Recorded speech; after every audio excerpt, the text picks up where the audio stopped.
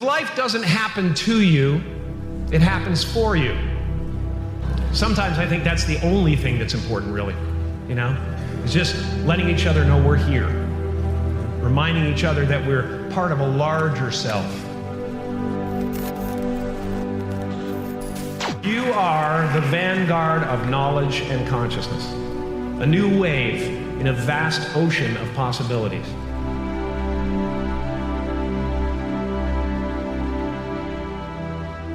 On the other side of that door, there's a world starving for new ideas, new leadership.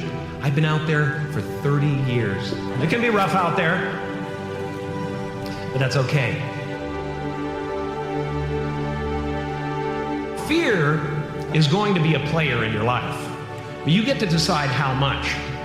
You can spend your whole life imagining ghosts, worrying about the pathway to the future, but all there will ever be is what's happening here. And the decisions we make in this moment, which are based in either love or fear.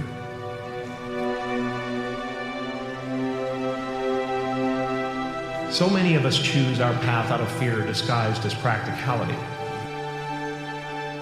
What we really want seems impossibly out of reach and ridiculous to expect, so we never dare to ask the universe for it. I'm saying I'm the proof that you can ask the universe for it.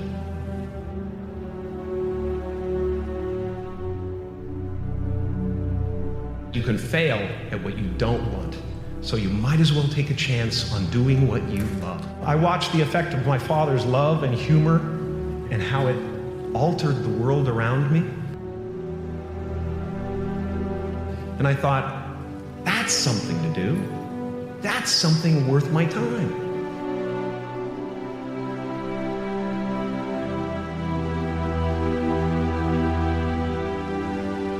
I realized one night in LA that the purpose of my life had always been to free people from concern.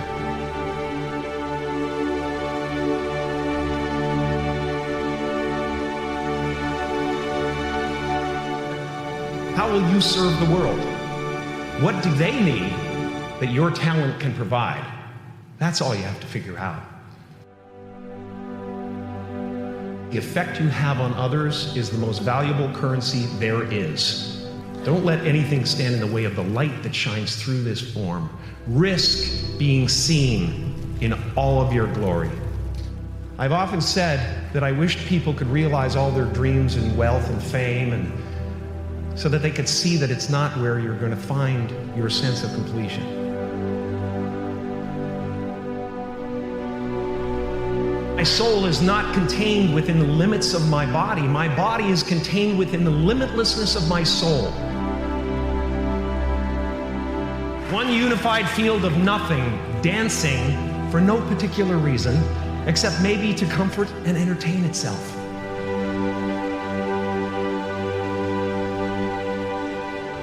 The imagination is always manufacturing scenarios, both good and bad, and the ego tries to keep you trapped in the multiplex of the mind.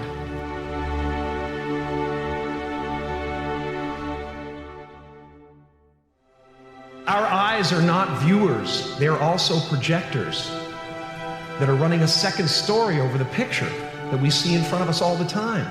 Fear is writing that script, and the working title is, I'll Never Be Enough.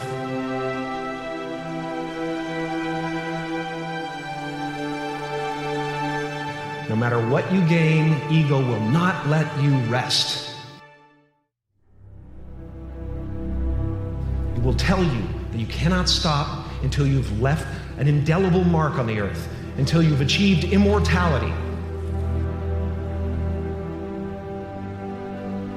Relax and dream up a good life.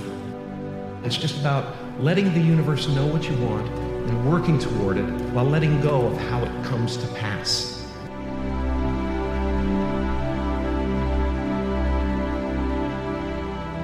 Your job is not to figure out how it's going to happen for you, but to open the door in your head.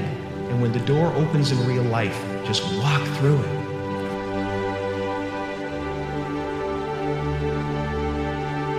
And don't worry if you miss your cue, because there's always doors opening. They keep opening.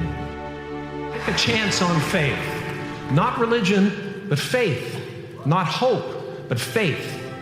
I don't believe in hope. Hope is a beggar. Hope walks through the fire and faith leaps over it.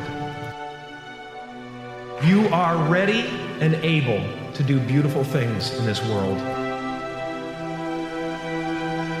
It's our intention. Our intention is everything. Nothing happens on this planet without it. Not one single thing has ever been accomplished without intention. I was a little kid, and I would sit there, and I would try to figure out what it meant, what it was all about. Why are we here? What is this? And one day, I read something from Buddha that said that all spirituality is about relieving suffering. There are generations growing up right now who are learning to lie, that lying is okay, that you're supposed to hate half the country. You've got to get back to a place where we realize that a vote is not who you are. What we're doing, why we're building these abstract scaffoldings of who we are. You know, I'm a Canadian American, and I'm this, and I'm that, and I'm a Catholic, and I'm that, and it's all abstract stuff. And when you drill down, there's no you left. I really cherish that, and we are all one thing. Freedom comes in there only being one you, and it includes the table and the computer and the ocean and the trees. You try to breathe without them, you know, you can't. I was in my studio painting in New York one time. I took a walk for a couple of blocks and I found this wonderful little park where these guys were playing soccer. Watched these guys play soccer. I watched this guy chasing the ball. And I went, that's it. I was compelled by that guy who was so involved with getting the ball. All sports work, you know, all art works on the same level, and that is presence. Meisner, one of the tenets of his technique is that if you are actually interested in what you're doing, you'll be interesting to watch. And that's why we watch babies, because they discover things for the first time.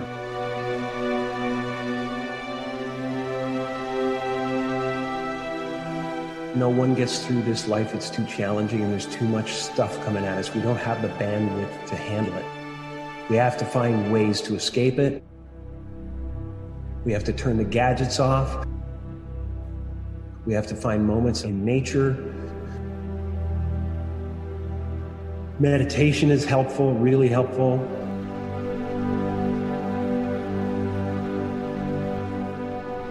Anything that doesn't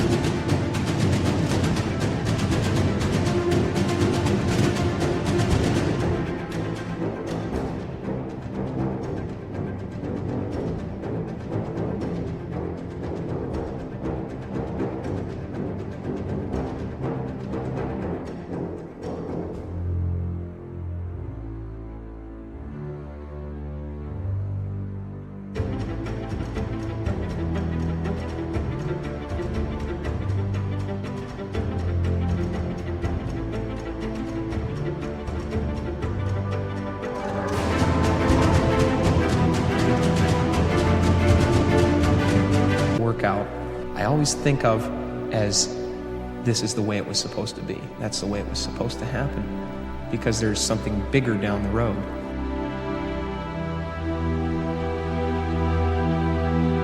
I'm finding that people are, for the most part, accepting of another kind of way of looking at things or letting go of character. I do believe in manifestation and power of that kind of stuff, but I don't believe that any of it matters. You know, this mattering is, to me, a human construct, born out of a need, the same need as you have to have, you know, deities and things like that. I believe in an energy of God. Everything is divine.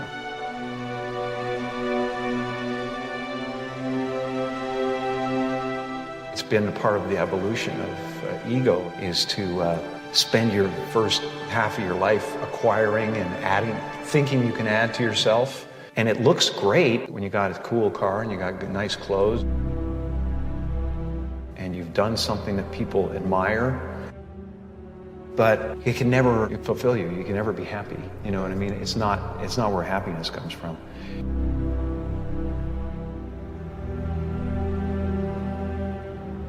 The feeling of wholeness is a different feeling than meanness. I don't exist.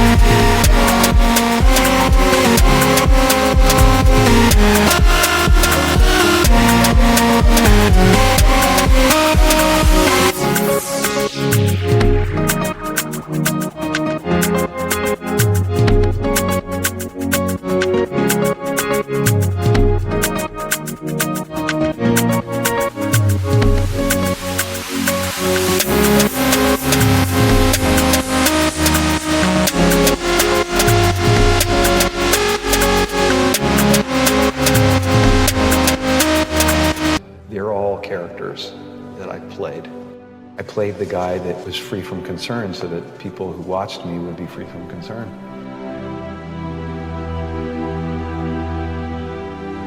I'm not trying to tell the people how to live their lives. I'm just having fun trying to transmit that to the audience and trying to get people to feel that.